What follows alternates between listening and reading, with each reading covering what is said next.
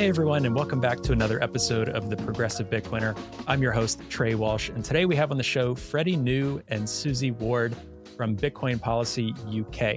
And keeping up with our string of interviews and recordings on Bitcoin mining, on regulation, we wanted to focus on the UK for our UK listeners that obviously has implications and relevance for around the world as well. So we spent a lot of time in this episode talking about current regulatory environment in the UK in terms of Bitcoin, energy topics. We talked about narratives and Susie's background in journalism, writing for Forbes, and the different narratives against Bitcoin and Bitcoin mining and things like that, and just how to find truth and source information and all of that stuff in this conversation. And it went to many wonderful places, I think, in this conversation. And I'm just immensely grateful for Freddie and Susie's contributions and work in Bitcoin. And again, we talked about, investing in Bitcoin, your time and energy and kind of resources and research is really about doing the right thing and doing this because we believe in Bitcoin for human rights cases, for social justice, and doing the right thing as solutions for problems in our world. And that's why we're all into Bitcoin.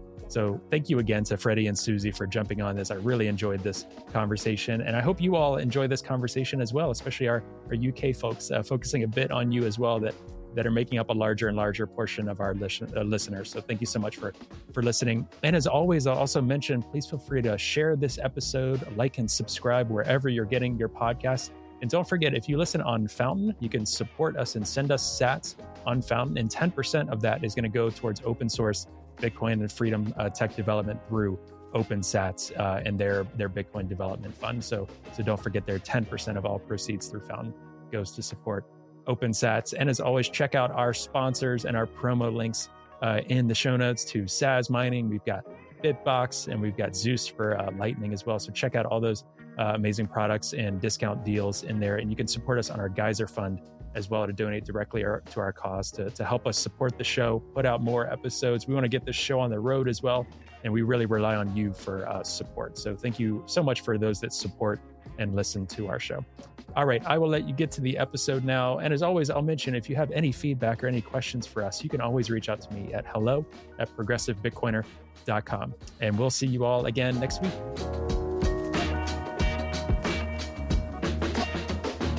Hey, Freddie. Hey, Susie. Welcome to the Progressive Bitcoiner. How are you both doing? Great, thanks. Very good, thank you. Thank you for having us on. Absolutely. Glad to have you on. Excited to have you on.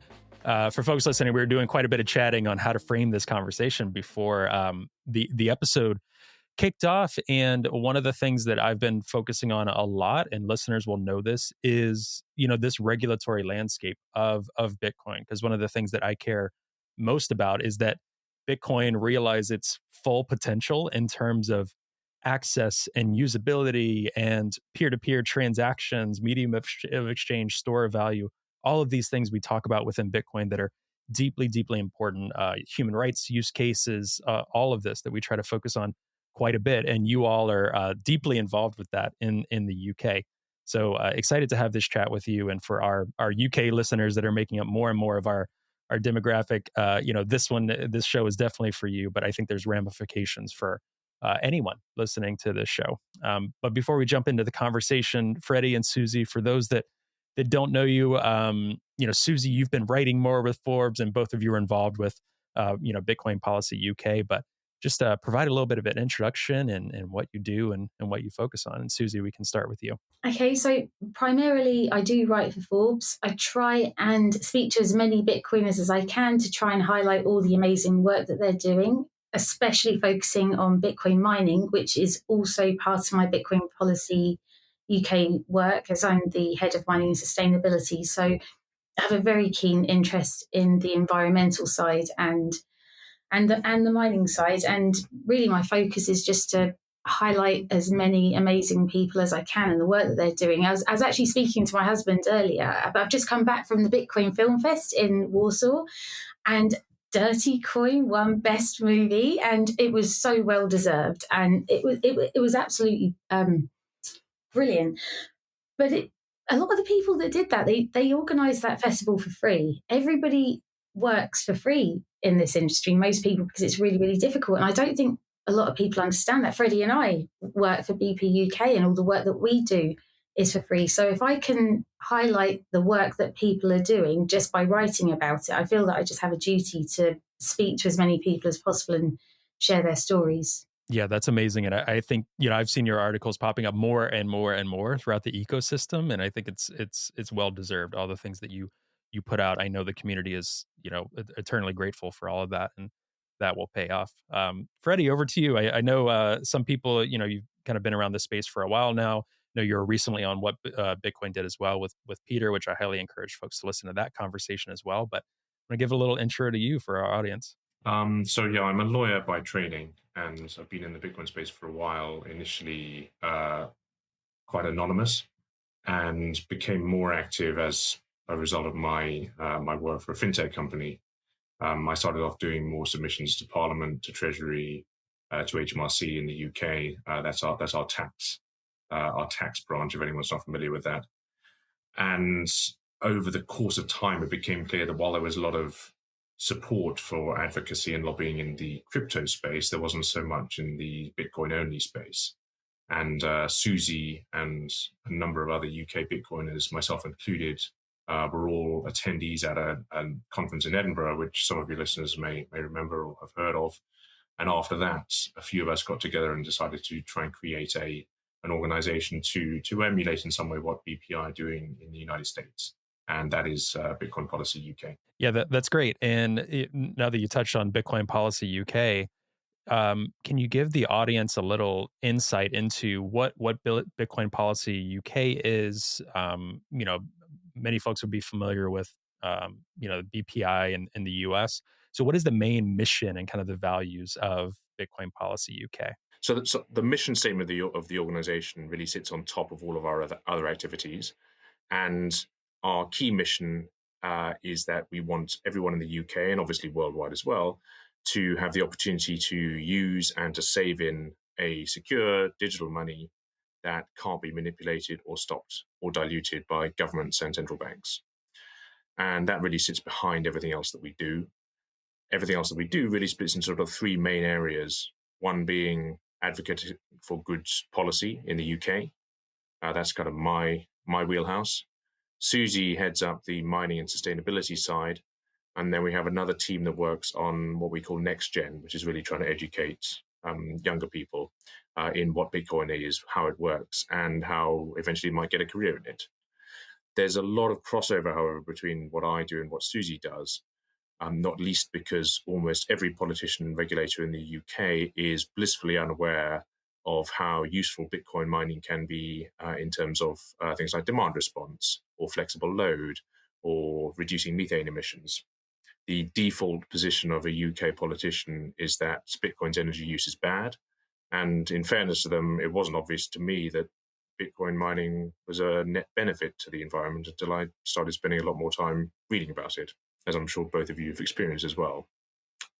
So maybe a little bit on the policy side before we pass over to Susie on environment.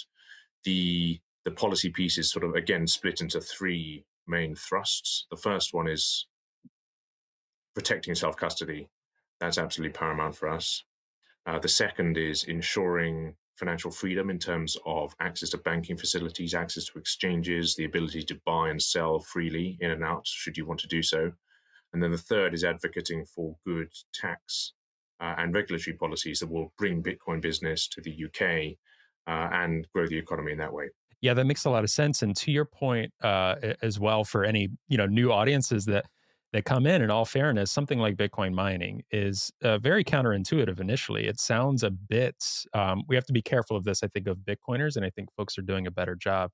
But it can and does sound a bit greenwashy at first. If you just say Bitcoin mining helps the environment and solves our climate crisis, so hearing statements like that, it can be some good marketing to kind of pull people in. But sometimes as well, you hear that and you're like, crypto, and then they just they just like Bitcoin, and they just want to stack their bags, and they want Bitcoin to win, right? But digging deeper and seeing, even just going into the little bit of detail that you did about methane mitigations, about load balancing, about these type of things, a lot of it is what is happening now, and then what are the potentials, right? And we need regulators to learn about these things to get to the great potentials in any market. Susie, I'll pass it over to you in regards to mining for a moment. I'm curious as well, your background coming into this, what made you really interested in wanting to study and learn about Bitcoin mining and about the narratives around that and write some of the pieces that you have regarding Bitcoin mining and trying to flip those narratives on its head that so many of us Bitcoiners try to do on a daily basis, it seems, to fight this FUD wherever it comes from. But little into your background and what made you so interested in this topic. Really interesting, actually, because the person that really inspired me to publish one of my first environmental mining articles was Margot, because I saw her. I'd written some ideas. I'd been looking into it as an environmentalist. So I thought that I had to bring up my kids to save the planet. I thought that I was, trying to prime them to do the right thing. And then one day my daughter just turned around and said, "Well, Mummy, if you're so bothered, why don't you do it?" And I thought, "Oh, God, yeah, I'm not that old. I probably could do something before I die." So I just started liking and researching Bitcoin. It's one of those things where once you understand what you're looking at, you just become addicted and you just can't stop reading about it and you just devour information, and then everything else just dissolves and all you're interested in is Bitcoin. And as an environmentalist, I really, really took an interest in that side of it. So I wrote the Bitcoin, how Bitcoin is saving the environment, the article that was published in City AM about a year ago, or just over a year ago. I don't know if you saw that.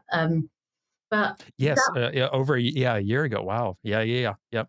so I wrote that a year prior, but it Mm. was just an idea from things that I'd seen. I just had to write things down to process them because it was so interesting. And then I saw Margot's panel in Edinburgh with Obi and Mark from Skilling, and all of a sudden I realized that the people that I had been writing about as this could happen were actually doing it. It was really happening. They were actually making the hypothetical that I wrote about, they were doing it in the real world. So I changed the article after watching that panel from how Bitcoin could help the environment to how Bitcoin is helping the environment. So I started my career off as an accountant and then a financial analyst. So finance and money has always been a big part of what I've done. But I've always been concerned about the planet that we're going to leave our children. It is something, and like you've said before, there is a problem. It's just the government overtake these things. They put a narrative on it. People get suspicious, and then they start to disbelieve what the government's saying, even though there is some truth in it. So the other day, I spoke to Nate Harmon and wrote an article on OTEC and that technology and how they're using Bitcoin mining to create extra revenue streams to make the business sustainable, etc. He measures ocean temperatures. He hasn't got an agenda. He measures the temperatures, and he said to me, it's warming too quickly for the ecosystems to catch up. And so when you speak to somebody who's actually on the front line and actually looking into it, you think, oh, God, how do you get that message across when it's being hijacked by a government that just want to use it to further a different agenda? It's very frustrating. So that panel, my daughter, being concerned about the environment, it all started to come together. And then I started to see that this was a way that I could actually make a difference. And so that's when I started writing.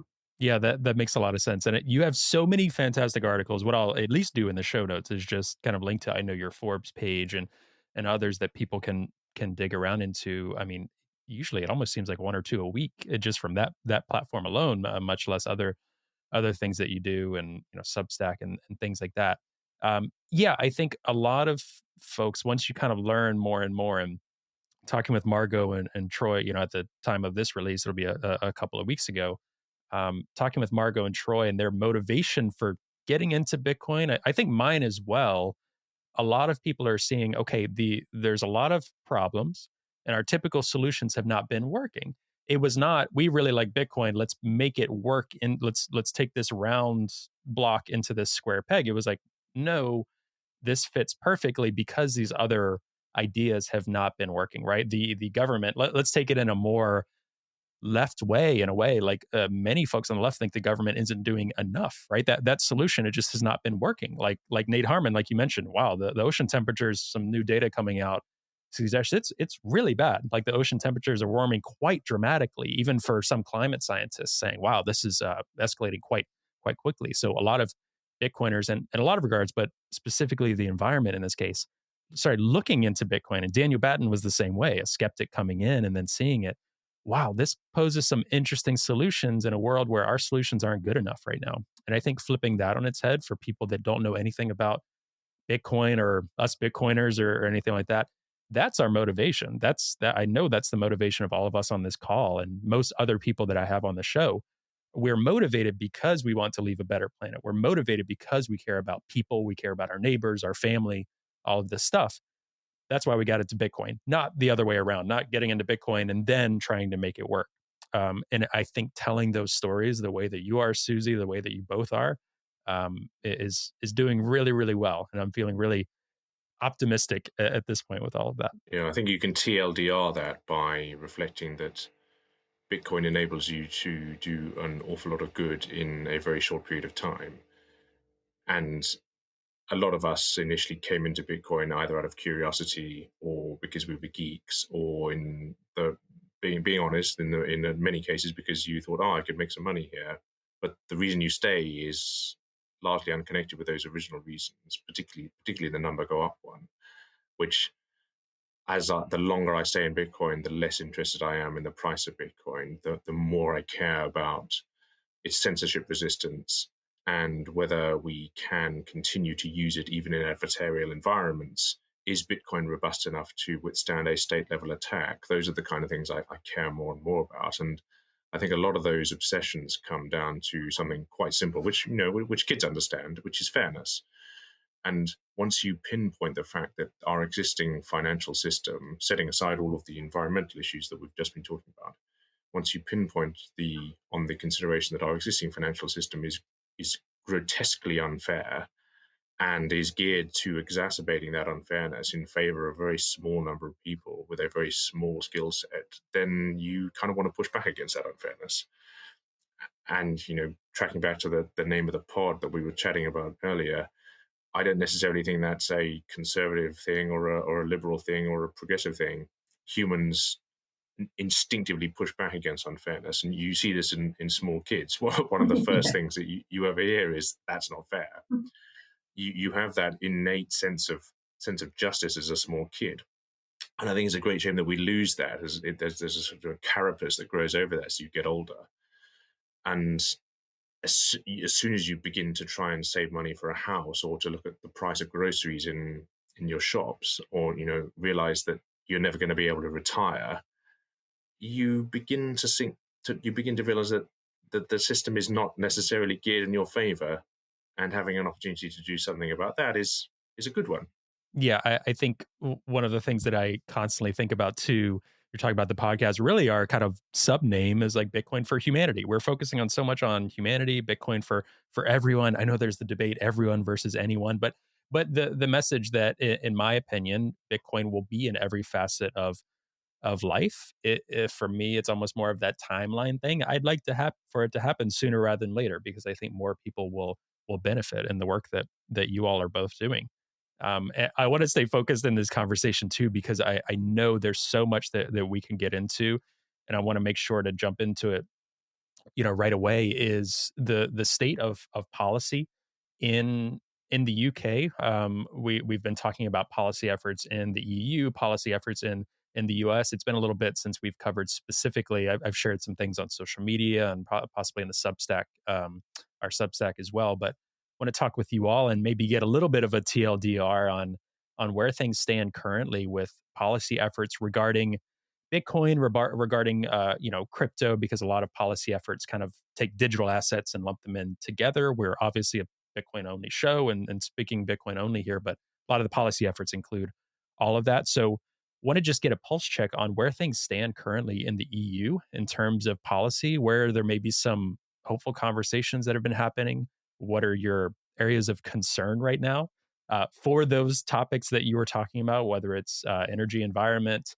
and Bitcoin mining, whether it's the ability to use it in a censorship resistant way and have Bitcoin succeed as, peer to peer, self custody, all of that stuff. So Anyway, just wanted to begin the conversation and a pulse check on policy.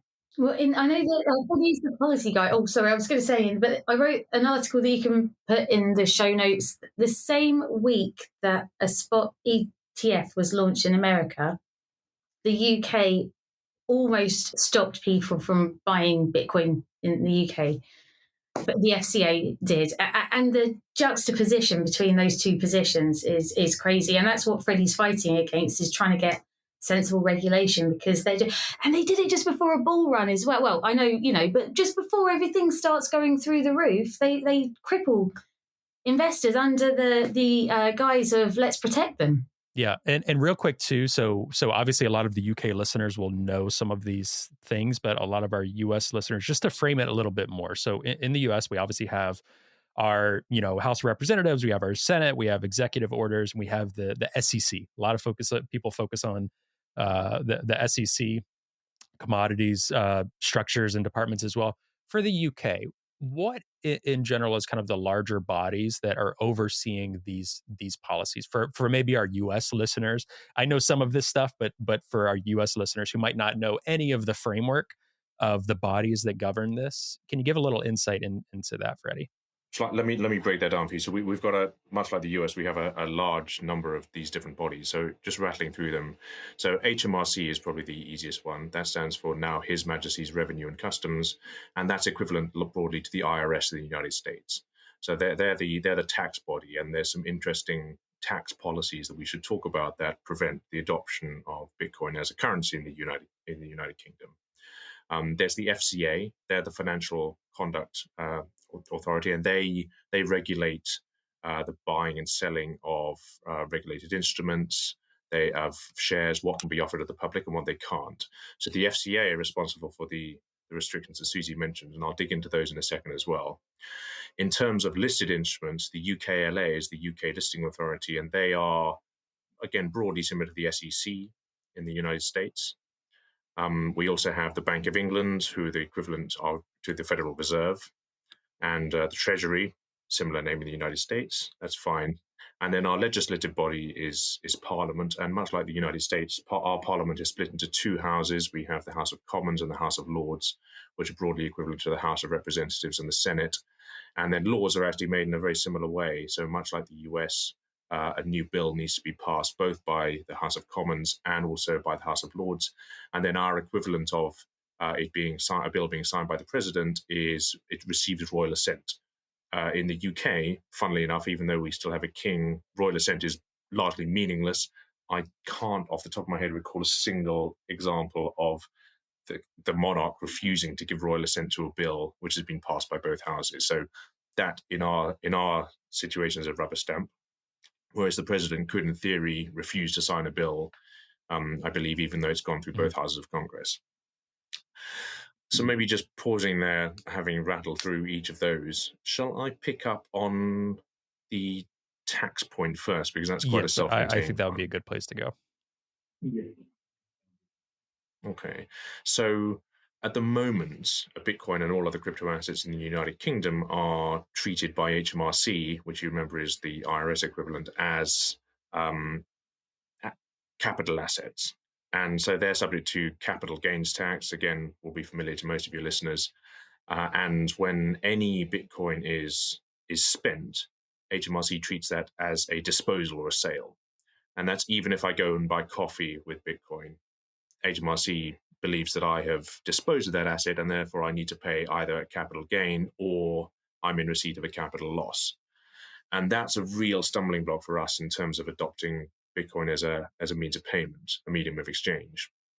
There are other examples in other countries that we're pushing to HMRC, which would enable this, this step to be taken. Germany, for example, has got a very forward-thinking approach to this, which is that if you have held Bitcoin for longer than a period of, I believe it's a year, but I'll need to check the legislation, then it's no longer subject to capital gains tax. And the Lames-Gillibrand bill in the United States sets a de minimis of, I think, $2,000, below which you can spend freely without the risk of capital gains tax. So that's very much one of the policies that we're pushing for. We wrote a paper about 18 months ago submitted it to HMRC, making those 2 points the de minimis exemption or the holding period. And we've had recent conversations, haven't we, Susie, around refreshing that attack and going back to HMRC on that. So, Susie, you mentioned that in the same week as the ETFs were launched, a new piece of regulation came in from the FCA. Now, this is I'll try and do this as quickly as I can, but it's relatively convoluted. So, in the UK, the FCA has a certain category of financial instruments which are called restricted mass market investments, and those are things that are not readily liquid. So, shares in a new startup, for example, are not very liquid. Peer-to-peer loan arrangements, and they've decided to put cryptocurrencies in this bucket as well, which is completely daft. And this means that anyone wanting to sell them, like an exchange, needs to impose all kinds of restrictions on buyers. So, like if Susie wants to go and buy from Coinbase now, I'm sure you wouldn't use Coinbase, but let's use them as a familiar example. You have to categorize yourself as, what type of investor are you? Are you a high net worth? Are you sophisticated? Are you restricted? If you're restricted, you've got to promise only to buy £10,000 worth in a year. And then after you've done that, you need to do a whole questionnaire about what Bitcoin is, what other crypto assets are. In some respects, not such a bad thing. I've done a lot of them. We've put walkthroughs for a lot of the exchange questionnaires on our pinned tweet. And in some respects, I think if you can't answer those questions, you probably shouldn't be buying Bitcoin anyway. And then there's a cooling off period. If you're a new customer, you've got to wait 24 hours before you can buy any of these. So this was particularly galling for us because we'd spent a lot of time trying to educate the FCA as to why Bitcoin in particular is not a restricted mass market investment. Bitcoin's the biggest, most liquid, most widely traded asset in the space. And I think pinpointing the problem here, the FCA have got a policy which is called same risk, same regulation. So they have lumped all crypto assets into one bucket and they've stamped it with a big label saying massively risky. They have failed to differentiate between the different risk profiles of different assets within that bucket. Bitcoin has an entirely different risk profile from Flocky Inu or, I don't know, any of the other idiotic, dog with hat. I mean, how on earth you can categorize Bitcoin and dog with hat in the same bucket? You've got to be a raving lunatic to do that. But, that unfortunately is the position where we are in the UK. Susie, I've talked for quite a bit there, but have you got anything? But there was also so you're not allowed to have over 10% of your net worth in Bitcoin, and if you do, don't you have to? That's but the actual detail behind that means that you can't have more than 10%, and if you do, then you have to sell it and incur a capital gain. And it's not that you have to sell it. You've got to remember that these things are box-ticking exercises. So therefore, the exchange is to demonstrate compliance. So if you categorize yourself as a restricted investor, you then say, "Yeah, I promise I won't put more than 10%." Though, doesn't it? So to buy it, you have to tell a porky pie. Not necessarily. You could categorize yourself as a high net worth investor, and then you can buy as much as you like. But then that might not be true. I couldn't possibly comment on. And I'm obviously, I would never advise anyone to be untruthful. That's the point, though, isn't it? The choices are lie or buy. Well, I think that's a great summary. You've hit on a really important point there, which is that the regulation is idiotic and very easy to circumvent. And, I'm a lawyer. I believe in the rule of law, and I believe that good regulation should do what it says on the tin. This is not good regulation. It doesn't prevent people from buying the asset. I could send Trey could offer to buy Bitcoin for me right now across the Atlantic, and I could send it to him peer to peer, and they couldn't stop me from doing that. You can't do that with any of the other assets that they put in this restricted mass market investment bucket. I think it demonstrates a complete failure of the SCA to put the time in to understand the properties of the asset and what it is they're trying to regulate.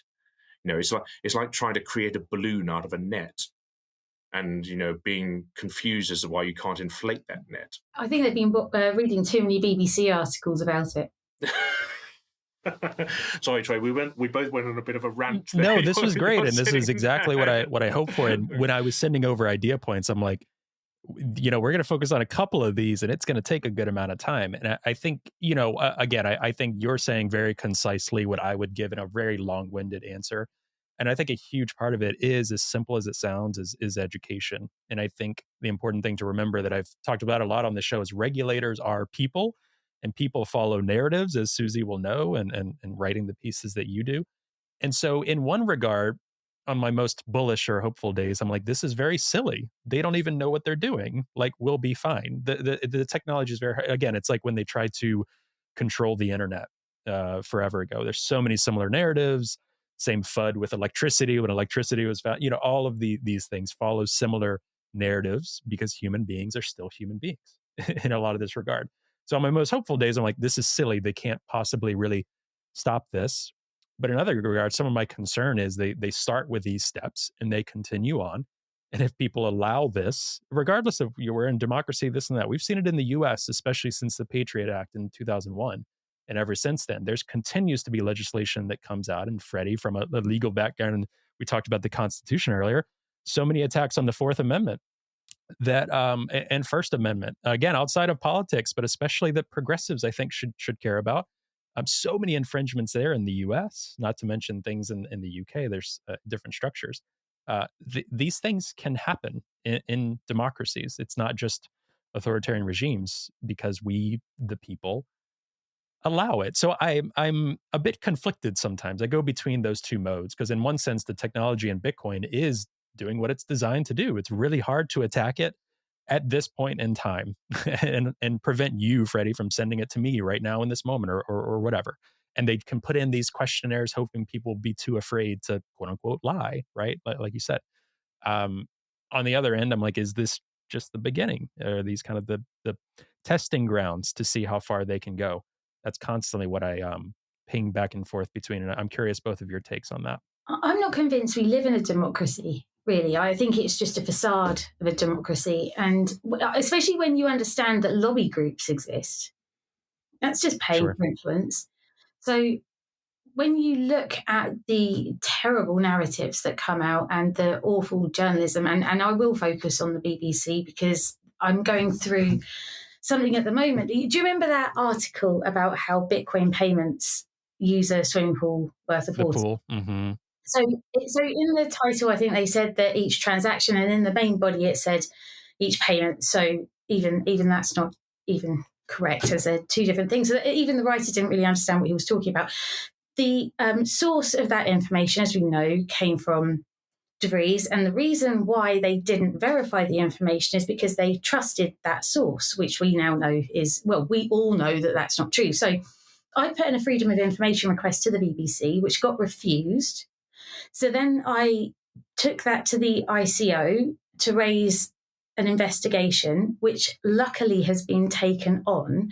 But I have been trying to contact the crypto journalist at the BBC. I've offered to help. I've said that I am in touch with researchers and scientists in the industry. Please, can you put me in touch with the journalist?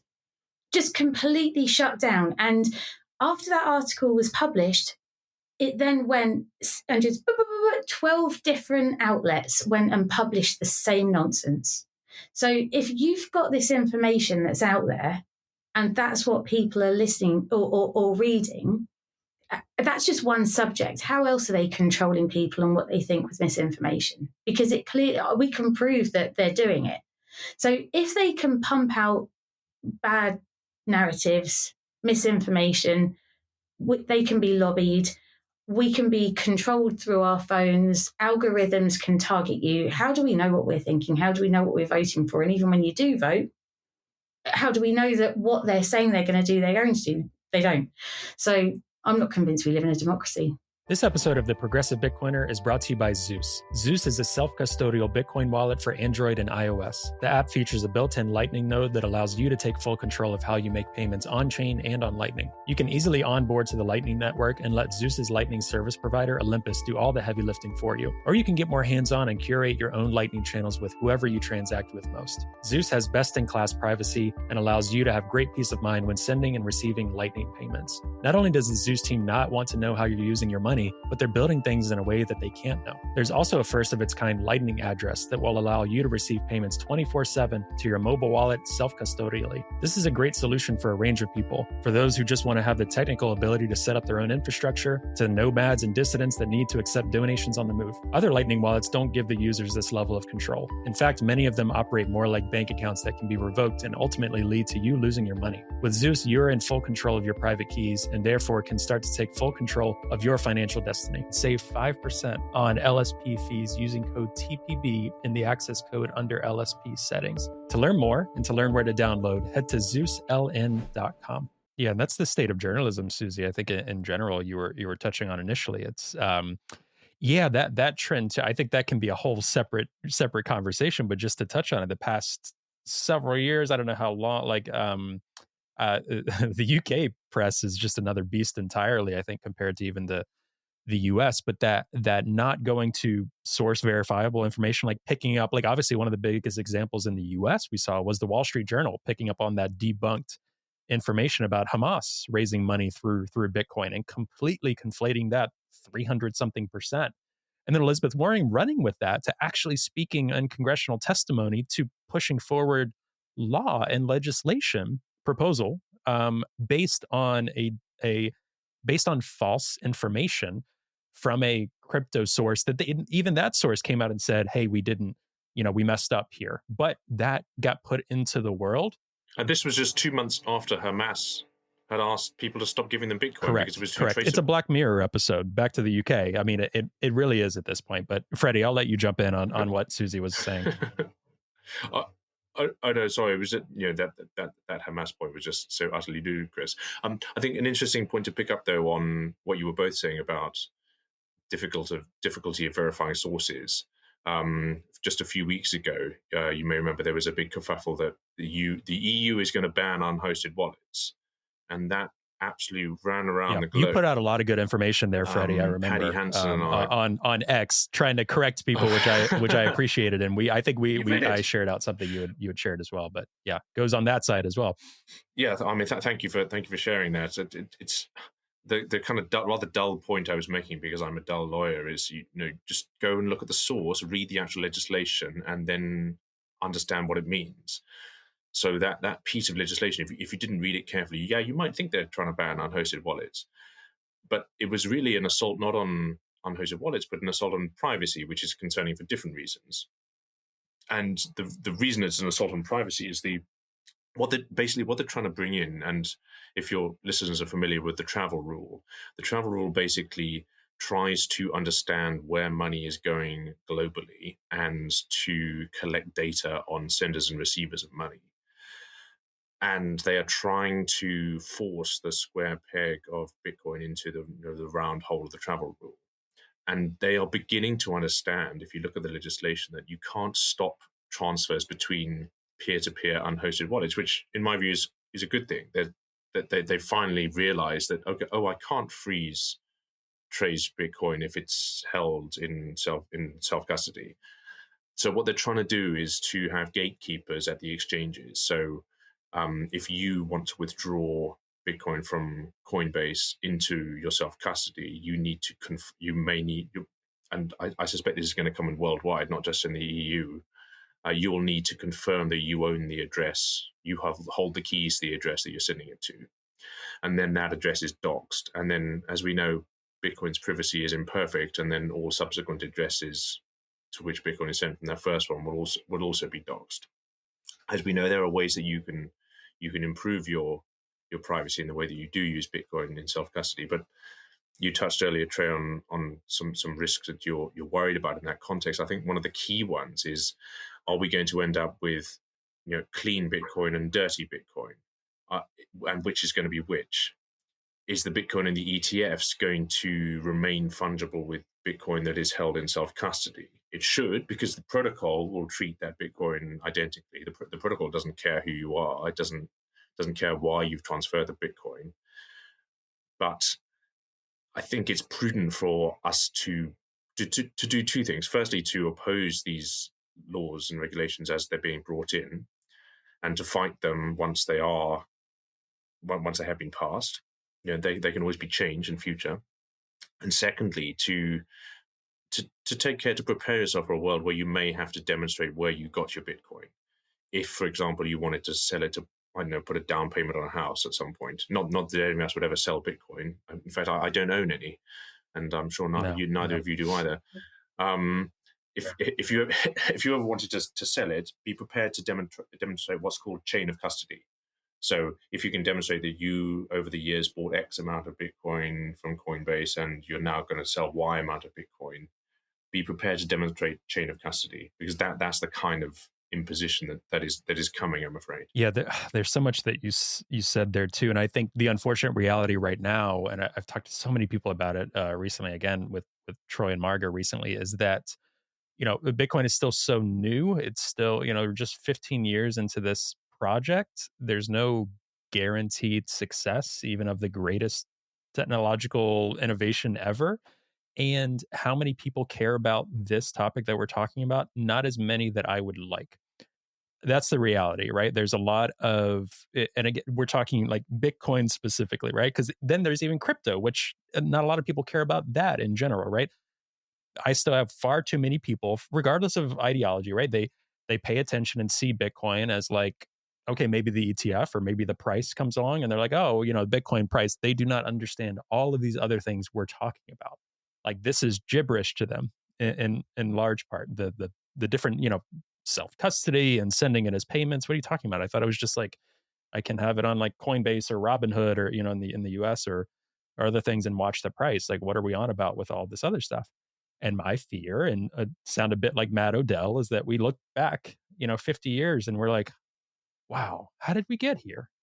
Like everything is surveilled. Everything is, and again, so many people I'd sound like a loon right now talking about this. And I would probably have called myself that a few years ago talking about this, but this is a matter of human rights in the world that we'd want to live in, and less about Bitcoin, the thing in this moment. It's just that Bitcoin is probably one of the greatest tools to that end.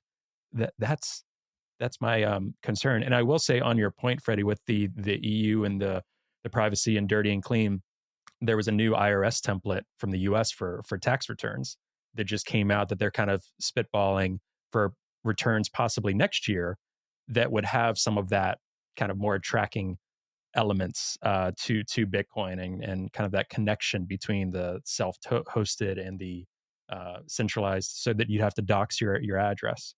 Um, and I will say too, yeah, one of my growing concerns, and I would say is a real enemy to Bitcoin right now, are people that are only focusing on ETFs, only focusing on number go up, and not focusing on open source devs that can create privacy tools that the government cannot stop. So I am very, very bullish on all of these privacy tools that are coming out that are making it really hard for the government to actually implement and enforce these things. And then, so that's when you have a lot of these folks that are kind of talking and suggesting that, okay, you're creating rules that are unenforceable. The only way they're unenforceable is if we have really great tools that are attractive for people to use, that are easy to use, and that people want to use, that are privacy enforcing. So I'm a big believer in, for everyone listening, support open source dev work. That's important. It's not about changing the Bitcoin core code. It's about making sure that these tools are out there. That's a real enemy of Bitcoin right now. It's just focusing on this number element as well. 100%. I mean, return to what made cryptography so powerful in the beginning. So cryptography creates an asymmetric advantage in favor of the weaker party, the party that doesn't have the ability to project force. You and I cannot command an army, but there is no way that an army can crack my private key using force. You can't use force to solve a maths problem. I forget who said that. It's not me. I should attribute that. It's not my Susie's quote. It's Susie's quote. If either of you could remember who said it. No, that's Yeah, okay. But yeah, that Trey, you mentioned earlier the restrictions on the internet, and we remember Phil Zimmerman and the PGP case and Adam Back and his famous T-shirt. I met Adam back in Amsterdam. Actually, I fanboyed over him massively, but that's another story. But the original cypherpunks using cryptography to push back against the state and really push the state into a position where it's unable to use its overwhelming force to affect the lives of its people. And those are exactly the tools of those open source devs that you're talking about. And now we know that Craig Wright is not Satoshi. He won't be going after the core devs anymore, which is great. I was going to say one quick point, and I learned more about the UK and all these kind of libel lawsuits. That again, not to sound, we were talking about old school republicanism and constitutional. In the US, it's a lot harder to do these things legally. I learned a lot about the EU and the UK specifically with the shenanigans and fuckery that Craig Wright was able to do through these court cases that in the US just would not fly and large. And obviously, it didn't fly ultimately in the UK, but it cost people a lot of time and money. It took 5 weeks of that trial of going after forgery after forgery after forgery and calling in all these people. I sat in that trial and I listened to the cross-examination and I saw Craig Wright and the way that he answered questions, went round in circles, tried to confuse, talked absolute bollocks constantly. And then I listened, all the people like the Zcash guy, Zuko. Is it Zuko? And Adam Back and all those guys, they were all coming in on video link, having to testify, wasting their time, answering all this nonsense. And the lives that he has ruined. I sat next to Hodlonaut while his evidence was being screened. I just couldn't get over the abuse that this guy had to suffer for the past 5 years. At this man who's just using the legal system to ruin people that can't protect themselves. It's evil. And I was in the courtroom the day that the judge actually said the evidence is overwhelming. Craig Wright is not Satoshi, and he did not write the Bitcoin white paper. I remember saying to Freddie, actually, after Peter McCormack's case was finalised, I said to Freddie, can I now write Craig Wright is not Satoshi in a hearing? And Freddie's like, maybe not. He does like to sue people. Wait till the COPA trial's over. And I'm like, okay then. Yeah. Yeah. I forgot that. Yes, like, you had that article ready to go, didn't you? Yeah.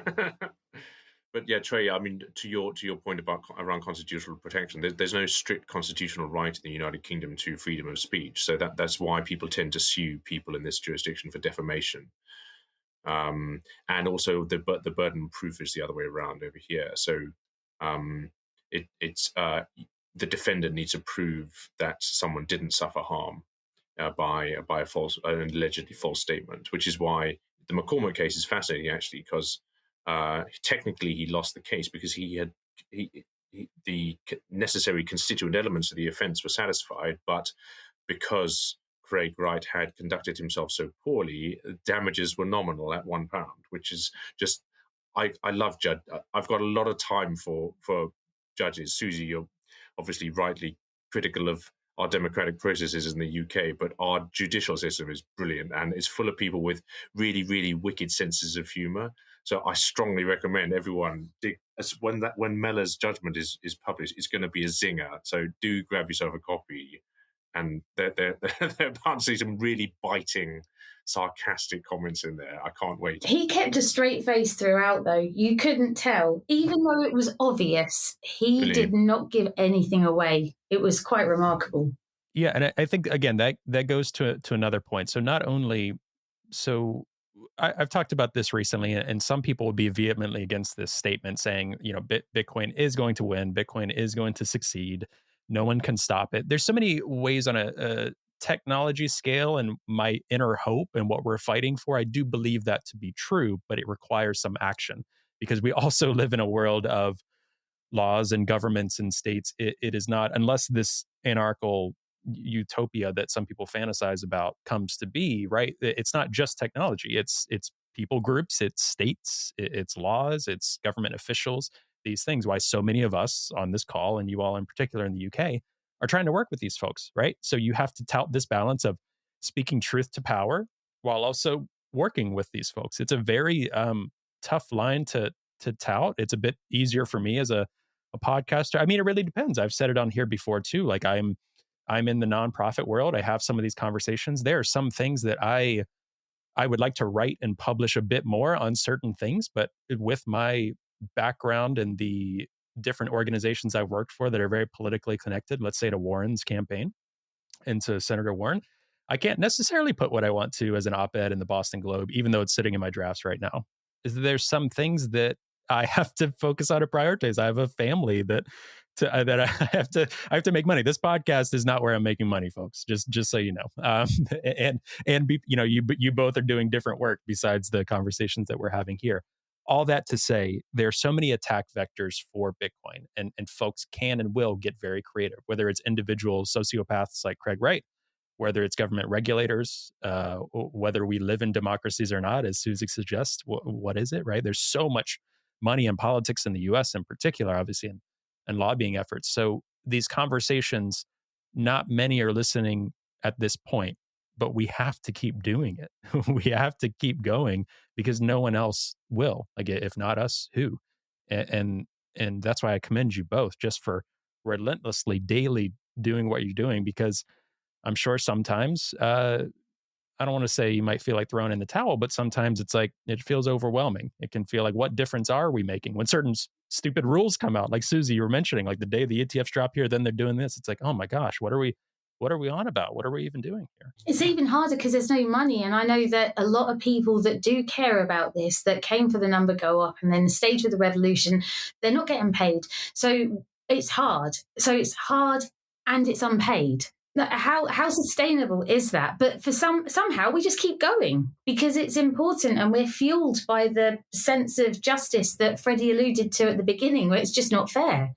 And I think that that's what's driving a lot of people to give up their time to try and fix the money and fix the world. On that sense of justice, I think it's really important to hold on to that, because that's why a lot of us are still here, isn't it? Trey, I think, was it your previous pod with Troy? Troy was talking about, when he was on with Margot, talking about the DC event that BPI put on and how important it was to talk to non-Bitcoiners. And Susie, that's a lot of what we do is actually talking to non-Bitcoiners. So we had actually in London, and this was one of the things that made me hopeful for the space, despite all of the opposition that you've mentioned. We had a joint event with the Human Rights Foundation, and the audience for that was, we deliberately targeted non-Bitcoiners or people who didn't like it, or crypto people who might not understand the difference. And that was really showcasing a lot of the humanitarian aspects and the human rights side of Bitcoin. We had people from Alexei Navalny's foundation talking about how they had survived as an organization, the Anti-Corruption Foundation, by using Bitcoin. We had heard from Gridless talking about building out microgrids in Africa and bringing electricity to communities that wouldn't have it without Bitcoin mining. We heard from Roya Mahoob talking about educating girls and women and paying teachers in Bitcoin in Afghanistan, where otherwise they wouldn't get educated. And we managed to get people from the Bank of England in the room listening to those presentations. And we had people from Crypto UK there who are subject to a huge wave of lobbying from crypto companies, Web3 rubbish. And it was really important for us to have those people there. But I'm delighted the Bank of England were there, because the bank, in fairness to them, they're much more worried about stablecoins than they are about Bitcoin. But it was great that someone bothered to come and listen, because so much of the message that they get is, oh, it's a speculative asset, it's got no intrinsic value, it's not backed by anything. And then to sit in a room and realize, oh, wow, this NGO could not have survived without Bitcoin, or, girls are being taught mathematics and computer science under the Taliban regime, and their teachers are getting paid in this currency, and that it would not be possible with the modern banking system. I think Troy was right. So, we need to keep on, fun though it is chatting with Bitcoiners, we need to keep on reaching across the island, talking to people who don't care yet. I know that my audience at Forbes are not Bitcoiners. I don't write for Bitcoiners. I know that every single page view, not every single one, the majority of them are not Bitcoiners. So that's also gaining reach outside of our little echo chamber, which it kind of can be some.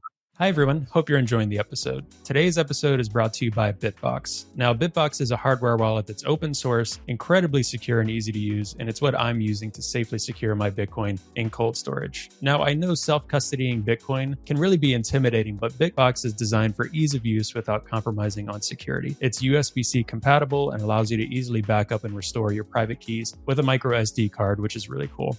Now, you can purchase the Bitbox using the promo code TPB at the link found in the show notes for 5% off your purchase. And I really want to thank Bitbox for their support of the podcast, and I'm really excited about this new partnership. All right, I'll let you get back to the episode now. Yeah, it's like our content. You know, we put out stuff on LinkedIn. We've seen some of our follower tick ups go on LinkedIn recently. I hate TikTok. We have this podcast on TikTok because you never know who might see that or share it, right? Yeah, I didn't know that. So I share clips, two or three clips a week up on TikTok. Just kind of throw them up there. You know, we're like the reason I got into this, and I constantly ask myself, I'm like, you know, sometimes it was more earlier on, not as much anymore because I think they've seen us stick around and they see what I'm on about. But early on, when I was in Bitcoin, writing different things, started writing in 2022. When I started doing that, a lot of Bitcoiners were getting upset. Who's this progressive guy? He's a vegan. Oh my God. You know, all of this stuff, right? Oh, I heard your pod with Peter. I love that. I appreciate It's one that. of my favorite pods. I appreciate that.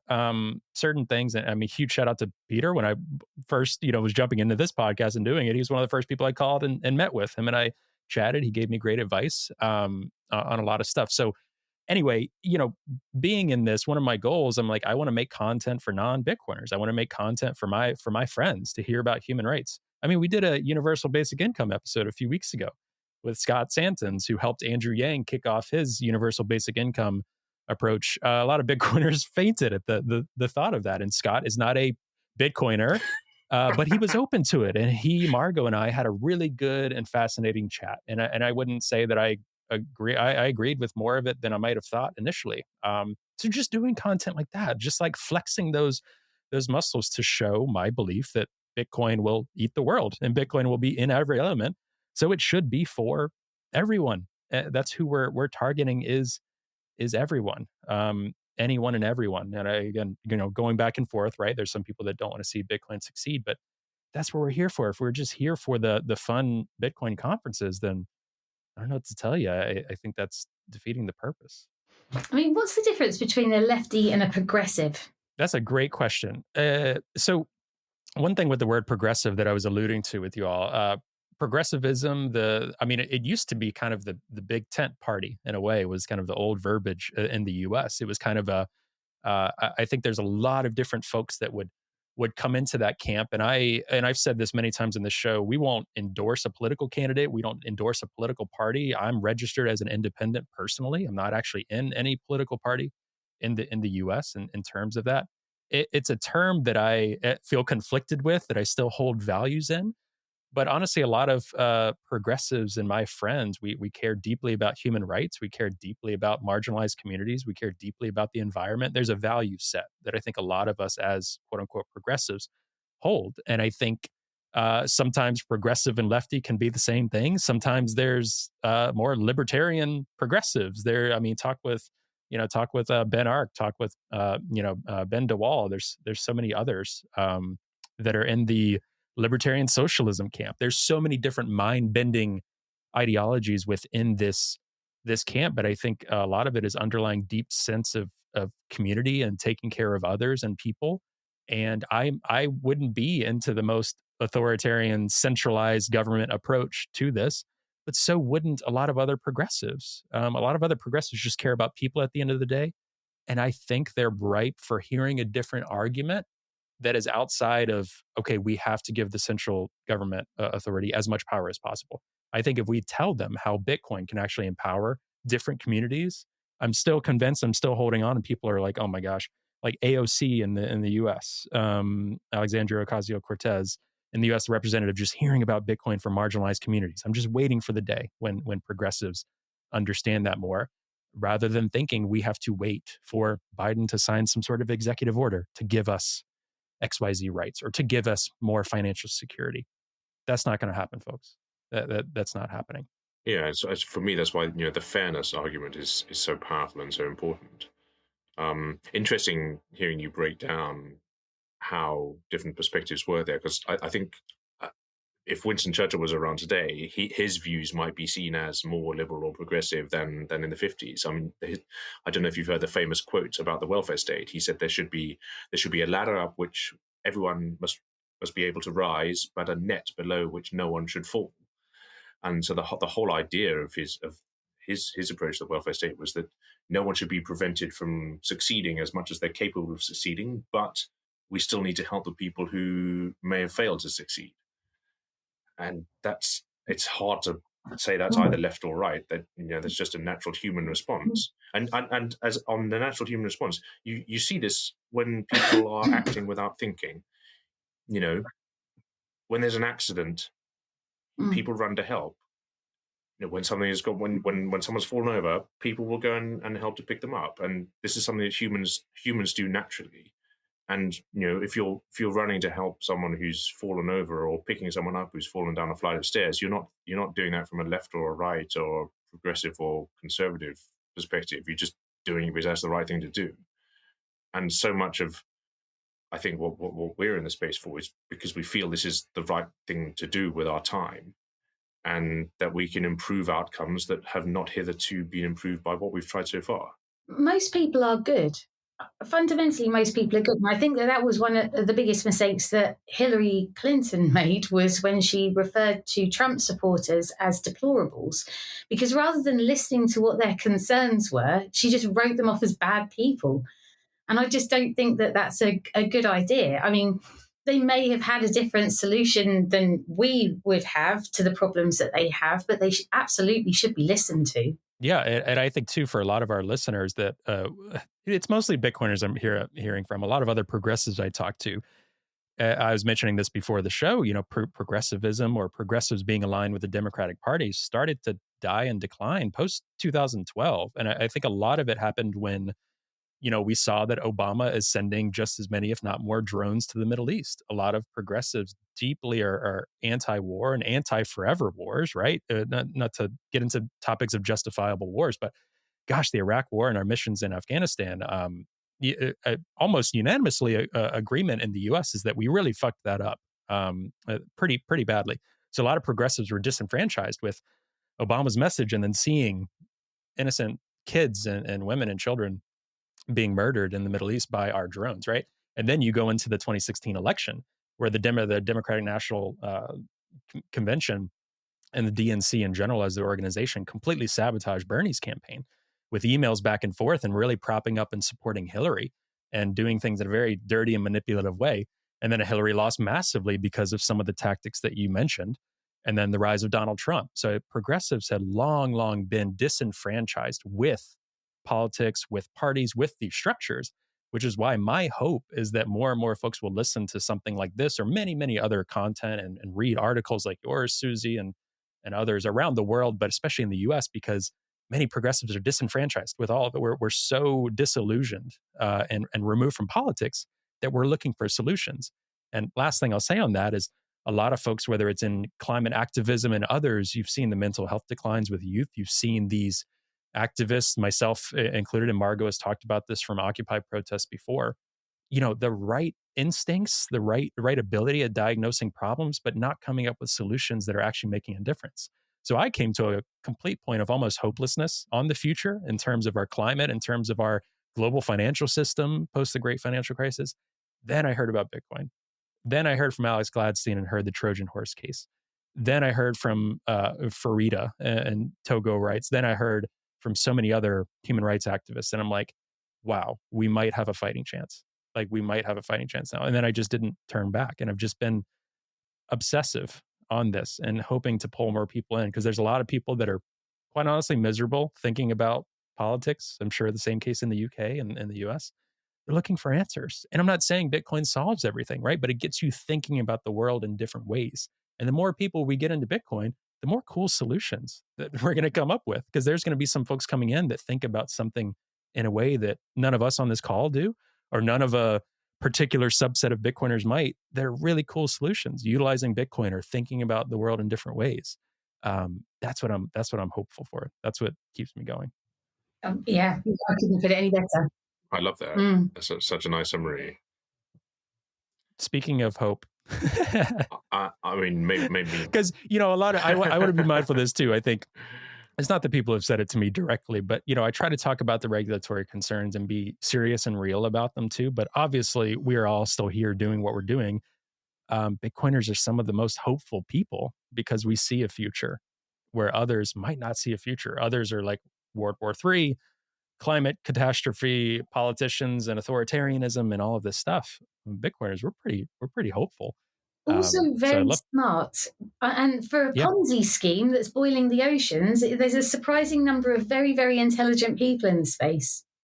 I mean, I think all I'd add to that, Trey. I forget who said this. I realize I've spent the whole chat forgetting to who has said the various things I've quoted, but this one you may know. It's never underestimate the power of a small group of committed people to change the world. Indeed, it is the only thing that ever has.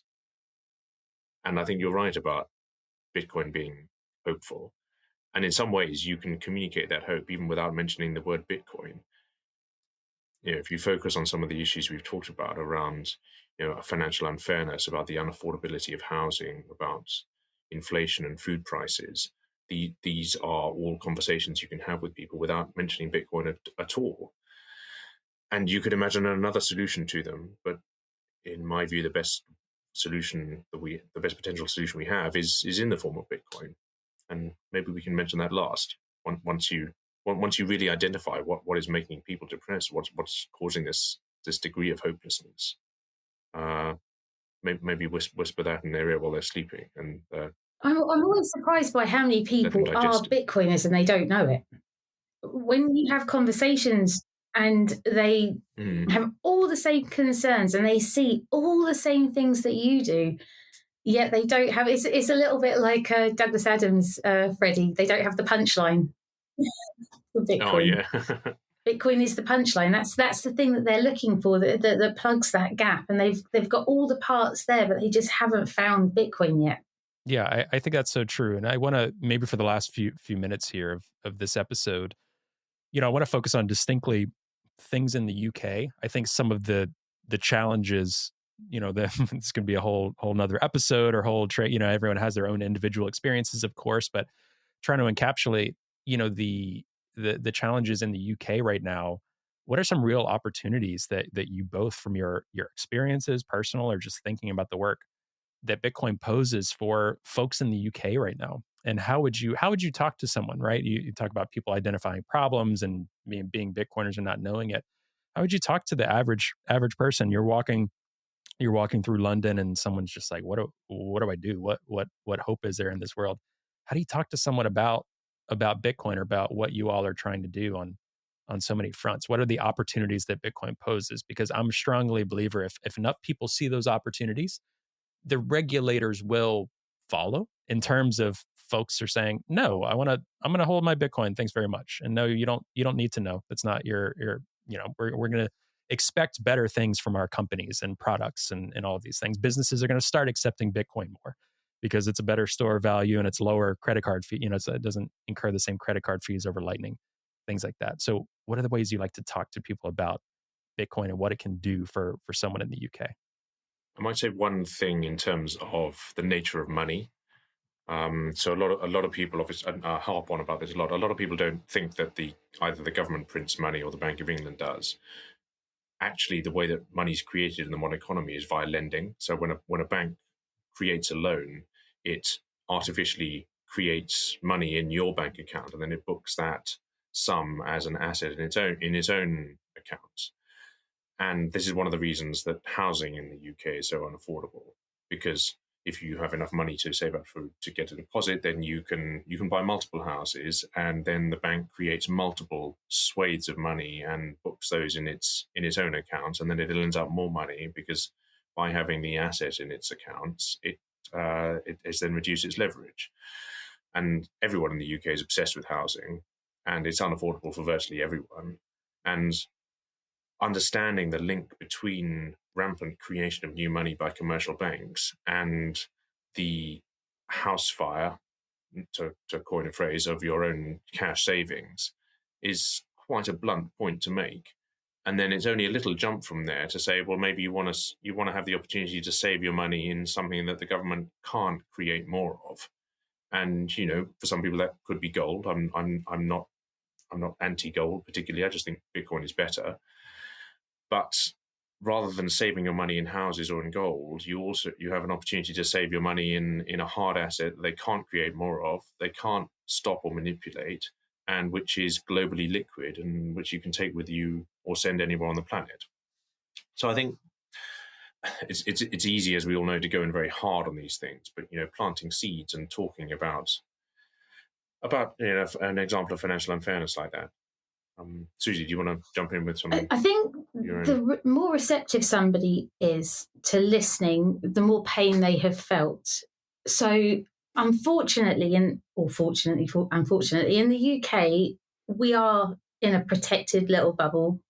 The divide between the rich and the poor is obviously growing, like it is everywhere in the world. But when I speak to my hairdresser, she is really struggling. She feels like the system isn't working for her, the government is letting her down. She can see all the problems as clear as day. But if I go and speak to somebody who's just a middle class professional living in, I don't know, a middle class area, they're not going to listen because the system is working for them. So if the system has historically worked for them and still is kind of working for them, even though everything's a little bit more expensive, they're not receptive at all. So the only people that I really try and talk to are the ones that I know that are feeling the pain. Otherwise, there's just no point. They're just not receptive. Yeah, that's a very good point. If you look at the global adoption of Bitcoin, it tends to be much higher in places like Nigeria and Vietnam, for example. Trey, you mentioned an interesting point in terms of credit card payment fees. So and this is another bugbear of mine. I used to work in paytech, and people obviously don't understand how complicated it is when you tap your card on a point of sale terminal. That's what's called a four-party transaction. You have various different parties, a merchant acquirer, a card issuer, a correspondent bank at the end. And there are all kinds of messages that are sent through that system. And each of the parties in that four-party system takes a fee. And in some cases, Amex is the most expensive, but Visa and MasterCard are not far behind. The merchant actually gets quite a lot less of the amount that you pay for whatever it is you're buying than you would expect as the customer. And so I think that's an interesting wedge issue that we will be exploring. The benefits to merchants of adopting Bitcoin, not necessarily for Susie and I as citizens here, but the percentage points that you can save on every transaction because you don't need to pay scheme issuer fees to Visa, to MasterCard or Amex. And obviously, as we know, Susie, if you start accepting Bitcoin, you get lots of crazy Bitcoiners turning up at your store wanting to buy stuff from you. Yeah, it's not hard. Peter talked about it, and I you both may have been at it, but cheat code. Peter McCormack, great marketing guru, but calling it cheat code for a reason. Like it is a cheat code, very practically for folks, without even getting into all the other use cases. Take that one alone. For me, that's kind of worth it for people to look into. It supercharges businesses and it makes good business sense. So even if you're not into the humanitarian aspect or how it can help people or all the amazing things, if you just look at it from a capitalistic point of view, it makes business sense. Bitcoin mining is making building out renewables a lot more feasible. It's helping giving additional revenue streams to companies that would otherwise fail. There are good business reasons why you would want to adopt Bitcoin.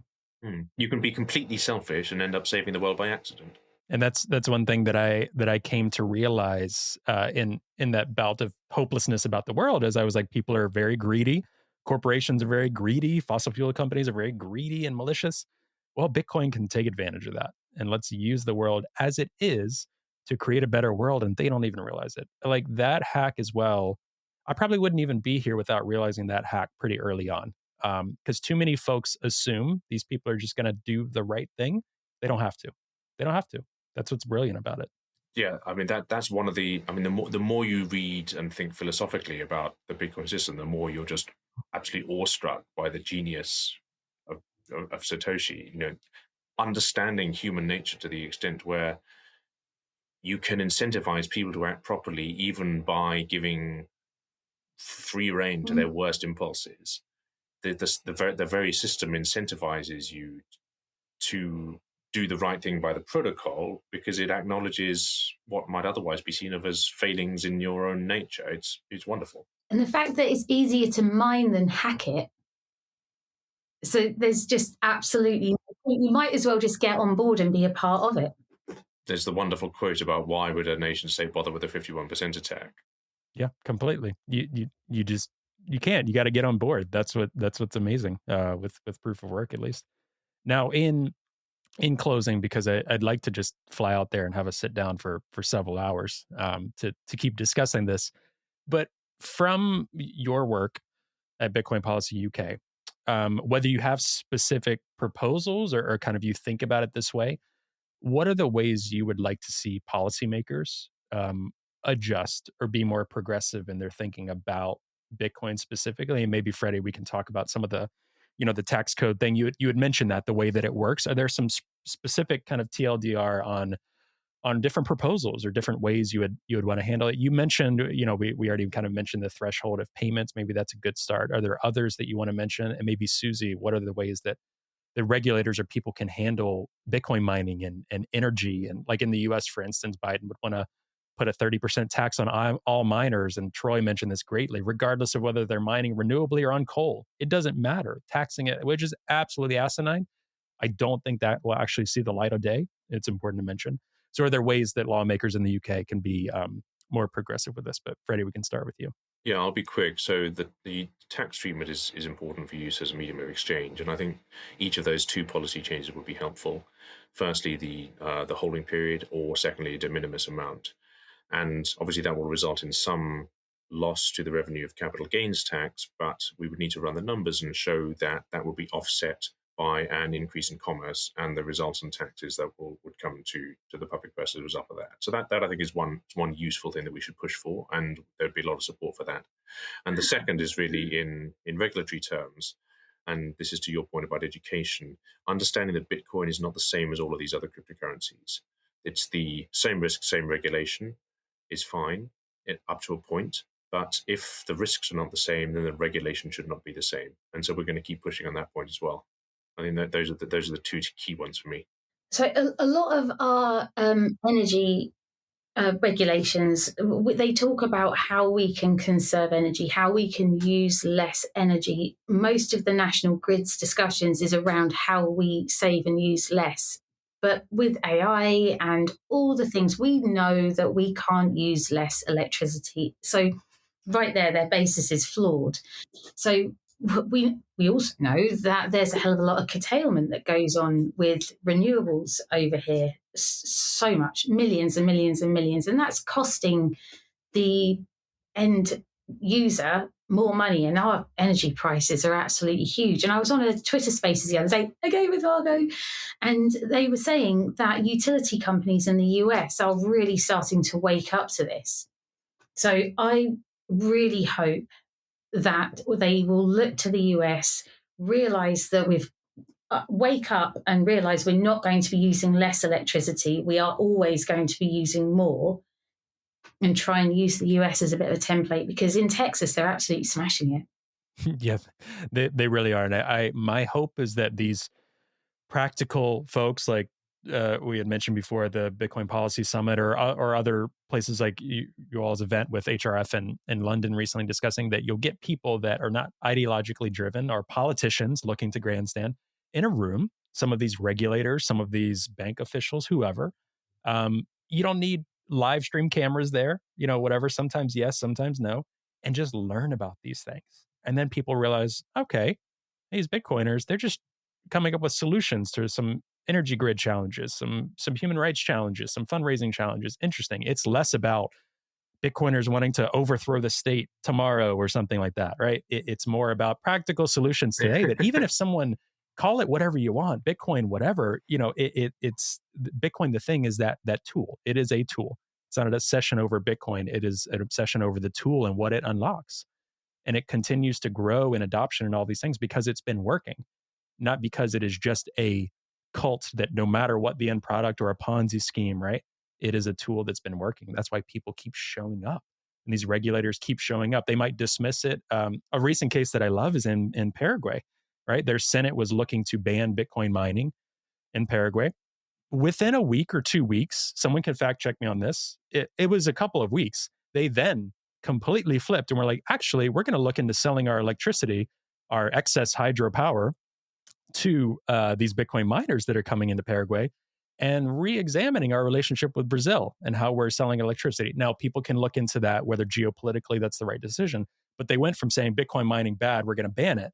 Them saying that caused a lot of people to probably send emails, phone calls, this and that. And then they started to learn because they legislated. They wanted to legislate without learning. Once they were educated, maybe a few hours, it took them to realize, oh my gosh, this unlocks great revenue for us in Paraguay. Again, senators with their, different game theoretics here, they changed course real fast. So when I saw that, I'm like, oh yeah, we're still really early, and this is going to happen everywhere. Because it makes business sense. Yeah. And Susie, to your, I appreciate that. I appreciate how down you can feel sometimes about whether we live in a democracy or not. Trey mentioning phone calls and emails, they make a difference. So we shouldn't. We should always choose to act, not choose inaction. And I know our MPs may represent us imperfectly, but we need them to understand that there are more Bitcoiners every day, and we will become politically significant before too long. And we are all, the tendency is to be highly motivated. And once they realize that there is a voting bloc, and that voting bloc is full of people who are coming up with essentially non-partisan solutions to these problems, then I think we can make a better society for all of us. I know it takes time, and I know that I do get disheartened, and I don't feel we live in a democracy, and I do feel that like they're not listening, but that doesn't mean that I'm going to give up. And we're still here fighting the good fight, and we will continue to do it even in our low moments. Yeah, I think that's a perfect place to end this conversation as well. And for folks in the UK, one thing I'll ask as well is, what's the best way for folks to get in contact with you? Maybe folks are listening to this call that are listening to this recording and are in the UK and wanting to know, how can I talk with my local city council? How can I talk with my representative in the UK at a national scale? What's the best way to get in touch with you all and follow along with your work? Our website is Bitcoin Policy UK, www.bitcoinpolicy.uk. There's a contact form on that website. If you want to contact your MP, then there is a very handy list online. If you just search "Who's my MP" and put in your postcode, that will flag up. And as we refresh and renew our website, we're going to try and include templates for people to use when they want to contact their MPs as well. I'd say Big Brother Watch already have a great template that you can use to contact your MP about central bank digital currencies, if you dislike those as much as we do. That's great. Thank you both so much for this conversation. It was great, albeit if people are like, you guys went all over the place, that was my fault. I let the conversation go there, but I thought every point that you all raised was super, super important. And I really enjoyed the chat. And thank you both so much for all of your contributions. I know so many of us appreciate it. And thank you for this conversation again.